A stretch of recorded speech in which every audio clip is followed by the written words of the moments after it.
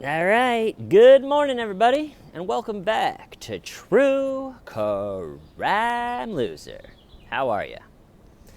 That sounds pretty good. So, after months of dead spouses and missing kids and trips to Hawaii and end times dystopian Mormon novel podcasts, Chad Daybell has finally been arrested in Rexburg, Idaho.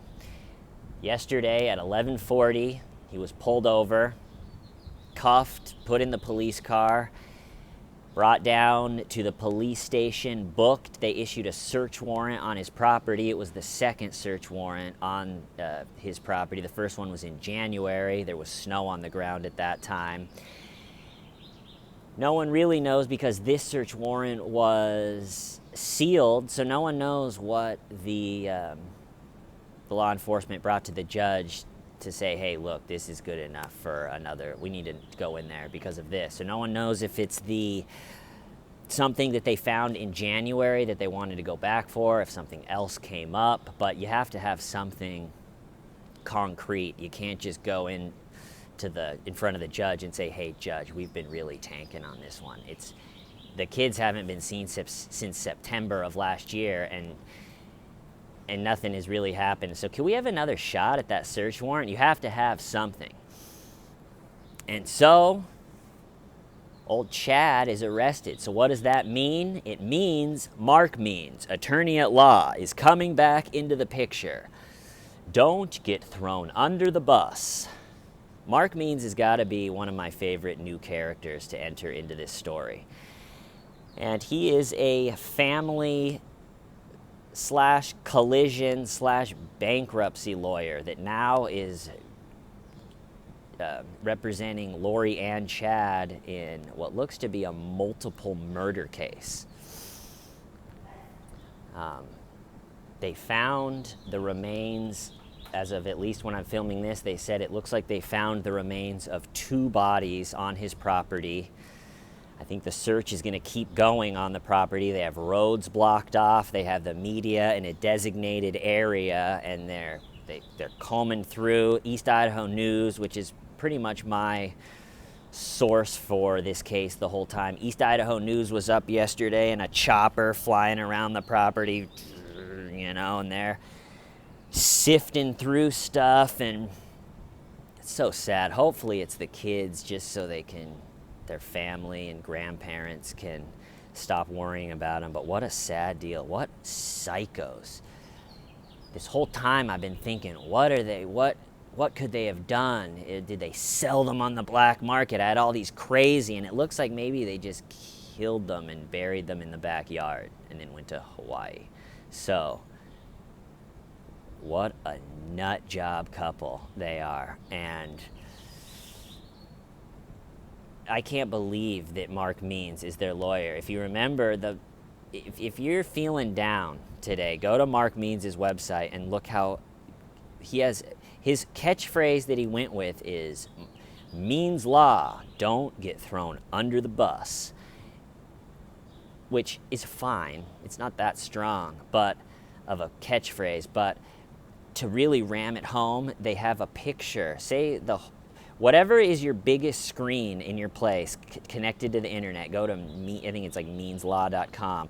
And the bus, I went to 8 charter bus websites where that's their whole thing, is just giant buses. That their whole business, their whole industry is just huge buses that take people places.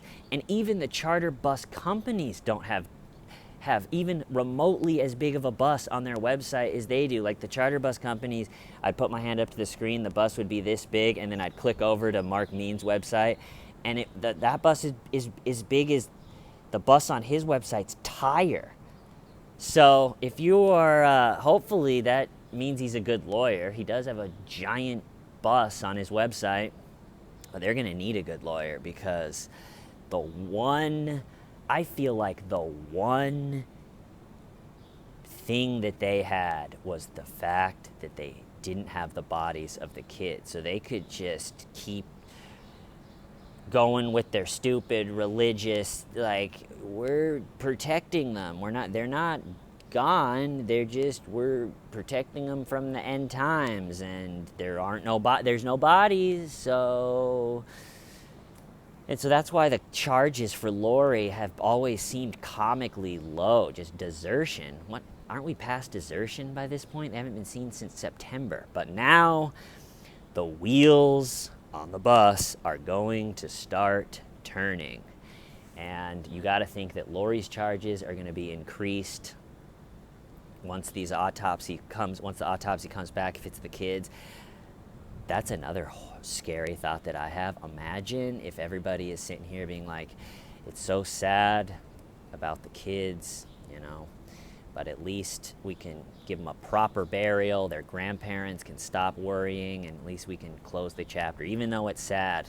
And then the autopsies come back, and they're like, yeah, this isn't the kids. We don't know who these two bodies are. And Lori's just painting her lips with Skittle blood lipstick, like, uh-oh.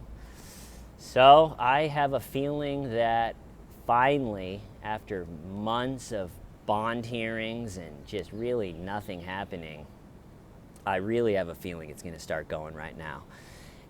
And once that autopsy from the two bodies come back.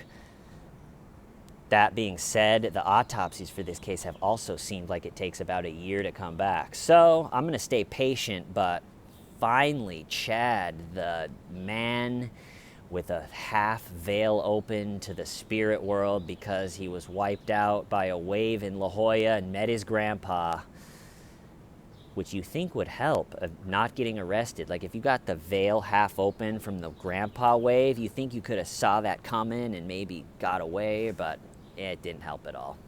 And so Chad is in custody. They're going to do, I think his first appearance is tomorrow. And it's going to be, they did a little press conference where they actually didn't say anything. They didn't even have a question, let alone a last question. But they did say that his first appearance was going to be tomorrow and that they're going to live stream it on YouTube, baby. So we'll follow that. Feels good that he is arrested. So, like I said, I'm going to cut it off there. I was going to do a different episode today, and I maybe are going to do it this afternoon, but push it off till tomorrow. But anyway, I have an episode, the research done for another episode that I'm pretty excited about. I think it's going to be pretty fun. So look out for that. I hope you're doing well. I'll see you next time. Why, Stivin, why? Last question.